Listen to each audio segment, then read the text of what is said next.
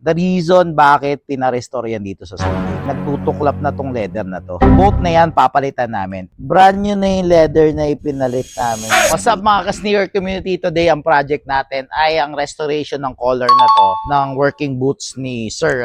So, syempre bago lahat, pakita muna natin yung before picture niyan. The reason bakit pinarestore yan dito sa Soul Game. As you can see, nagtutuklap na tong leather na to, na part na to ng shoes niya. So, yan yung tinatawag na collar. So, ganun din sa kabila. So, syempre, para pantay ang itsura, both na yan papalitan namin. And ito na nga yung finished product niya.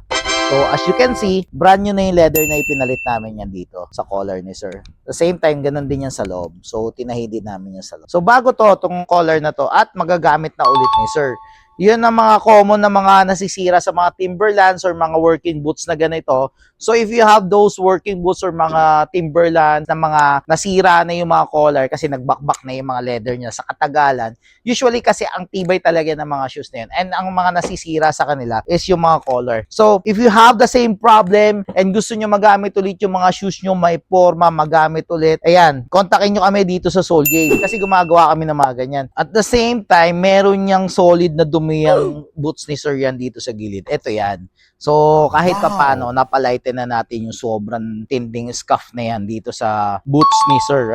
So, ayan, restoration at saka cleaning, dito yan sa Soul Game, okay? So, if you want these boots na magamit ulit, PM nyo lang kami dito sa Soul Game. Para mga ganitong trabaho. So gay, pagod mong sapatos, we revive that. Lakad mo mapigat.